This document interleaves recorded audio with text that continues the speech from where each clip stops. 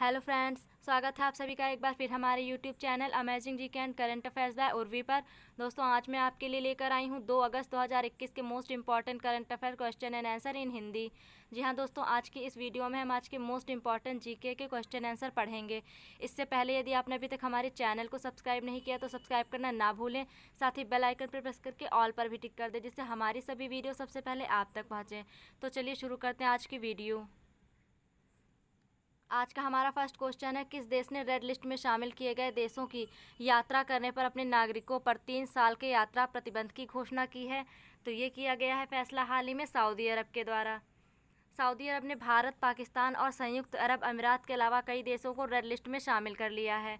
Saudi अरब की इस red list में वे देश शामिल हैं जहां कोरोना संक्रमण का ज़्यादा खतरा है। इसके बाद सऊदी अरब ने चेतावनी दे दी है कि रेड लिस्ट की कैटेगरी में आने वाले देशों की जो भी सऊदी अरब का नागरिक यात्रा करता है तो उन सभी पर 3 साल की यात्रा कर प्रतिबंध लगा दिया जाएगा, यानी 3 साल तक वे कहीं नहीं जा सकेंगे। सऊदी अरब की बात हुई है तो राजधानी इसकी रियाद है, करेंसी सऊदी रियाल है और इसके क्राउन प्रिंस है मोहम्मद बिन सलमान, याद रखिए। नेक्स्ट है, किस राज्य को पेयजल परियोजनाओं के लिए नाबार्ड के द्वारा 445.89 करोड़ रुपए को मंजूरी मिली है? तो ये मिली है हाल ही में पंजाब को। नाबार्ड की फुल फॉर्म क्या है? National bank for agriculture and rural development, याद रखिए। इसकी स्थापना हुई थी 1992 में, हेडक्वार्टर मुंबई में है और इसके चेयरपर्सन है हर्ष कुमार। नेक्स्ट क्वेश्चन है, भारतीय रिजर्व बैंक यानी कि आरबीआई ने किस बैंक के लाइसेंस को रद्द कर दिया है? तो ये रद्द कर दिया गया है मंडगांव कोऑपरेटिव बैंक के लाइसेंस को। विश्व रेंजर दिवस कब मनाया जाता है? तो ये मनाया जाता है 31 जुलाई को। दुनिया के प्राकृतिक और सांस्कृतिक विरासत की रक्षा करने वाले लोगों के कार्यों को समर्थन देने के लिए हर साल 31 जुलाई को विश्व रेंजर दिवस मनाया जाता है। इस दिवस पर अपनी ड्यूटी के दौरान घायल हुए या मारे गए रेंजरों को याद किया जाता है।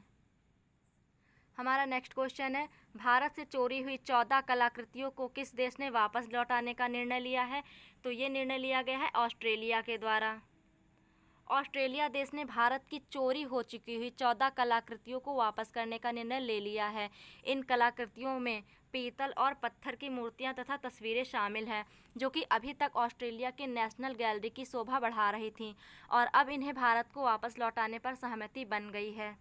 इससे पहले कनाडा ने भारत की करीब 100 साल पहले चोरी हो चुकी अन्नपूर्णा माता की प्रतिमा वापस की थी। इसे भारतीय उच्चायुक्त को सौंप दिया गया था और अब ये नया फैसला लिया गया है ऑस्ट्रेलिया के द्वारा।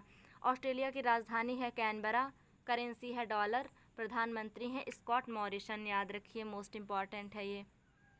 दोस्तों, जितनी भी एक्स्ट्रा फैक्ट बता रही है ये भी आप ज़रूर याद रखिए क्योंकि ये भी मोस्ट इम्पॉर्टेंट है एग्ज़ाम के लिए। हमारा नेक्स्ट क्वेश्चन है, दुनिया का सबसे बड़ा स्टार नीलम क्लस्टर कहाँ पाया गया? ये पाया गया है श्रीलंका में।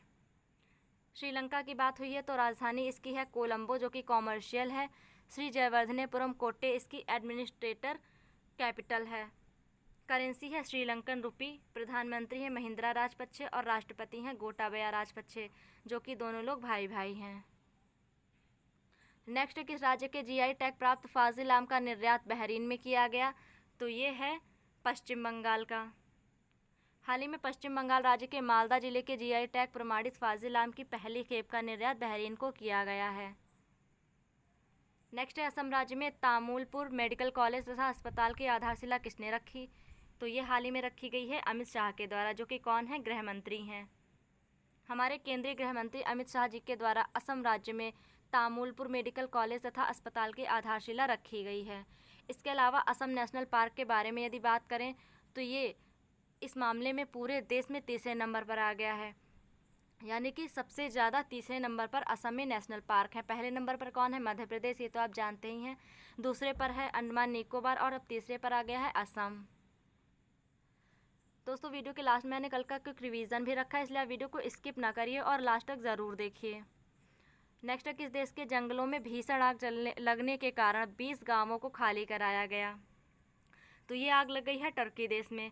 हाल ही में टर्की देश के जंगलों में भीषण आग लग गई, जिसके कारण वहाँ पर सैकड़ों लोग इस आग की चपेट में आए। इन सभी लोगों को इलाज के लिए अस्पताल में भर्ती कराया गया। इसके अलावा इस भीषण आग को बढ़ता हुआ देखकर वहाँ के 20 गांवों को खाली कराया गया, जैसा कि क्वेश्चन में पूछा गया है। ये आग तुर्की के अंताल्या प्रांत में भूमध्य सागरीय शहद मानववाद के जंगलों में लगी है। तो टर्की की राजधानी है अंकारा और करेंसी है टर्किश लीरा, याद रखिए, मोस्ट इम्पॉर्टेंट है ये। दोस्तों वीडियो को लाइक और शेयर करना ना भूलिएगा।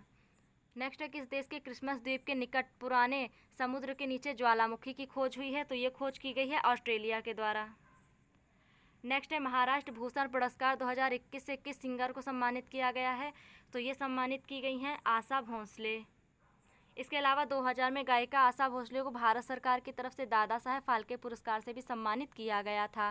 साल 2008 में उन्हें पद्म विभूषण से भी सम्मानित किया जा चुका है, याद रखिए। नेक्स्ट क्वेश्चन है, नेशनल मिनरल इन्वेंटरी की रिपोर्ट के मुताबिक भारत के पास करीब कितने मिलियन टन स्वर्ण अयस्क के भंडार हैं? तो ये हैं करीब 500 मिलियन। नेक्स्ट है, ऑल इंडिया कोटा के तहत भारत सरकार के द्वारा किस क्षेत्र में ओबीसी के लिए 27% और ईडब्ल्यूएस के लिए 10% आरक्षण देने की घोषणा की गई? तो ये घोषणा की गई है मेडिकल क्षेत्र के लिए। भारत के प्रधानमंत्री कौन है? नरेंद्र मोदी। इनके द्वारा हाल ही में फैसला लिया गया है कि मेडिकल कॉलेज में पढ़ने वाले सभी ओबीसी वर्ग के छात्रों को 27% और ईडब्ल्यूएस वर्ग के छात्रों को 10% आरक्षण का लाभ दिया जाएगा। कहाँ दिया जाएगा? मेडिकल एजुकेशन के क्षेत्र में। ये ऐतिहासिक फैसला ऑल इंडिया कोटा के तहत लिया गया है, याद रखिए।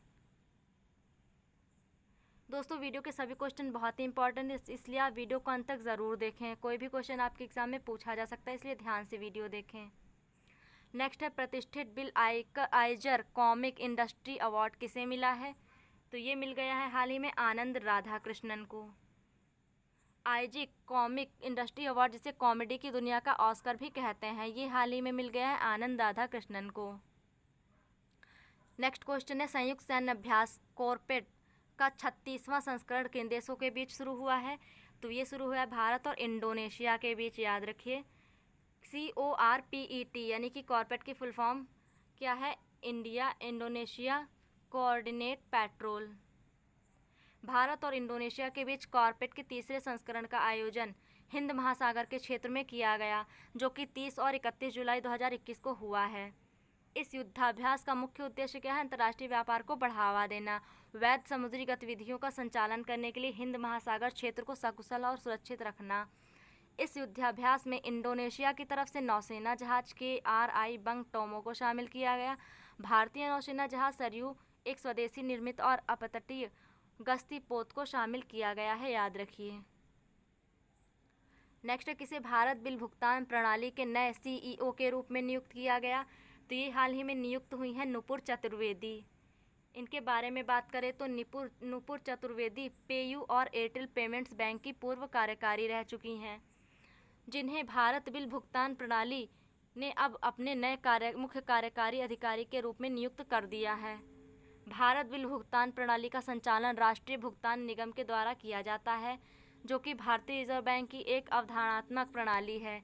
ये ऐसी प्रणाली है जो सभी प्रकार के बिलों के लिए एक अंतिम भुगतान के प्लेटफॉर्म के रूप में कार्य करके ग्राहकों को भुगतान अंतरण, विश्वसनीय सुरक्षा के साथ बेहतर और सुलभ बिल भुगतान की सेवा प्रदान करती है, याद रखें। ये मोस्ट इम्पॉर्टेंट क्वेश्चन है। दोस्तों यदि नए हैं तो चैनल को सब्सक्राइब करना ना भूलिएगा। नेक्स्ट है, अफ्रीका के पूर्वी तट पर हुए कटलेस एक्सप्रेस अभ्यास 2021 में किस भारतीय नौसेना के जहाज ने हिस्सा लिया? तो ये हिस्सा लिया है INS तलवार ने।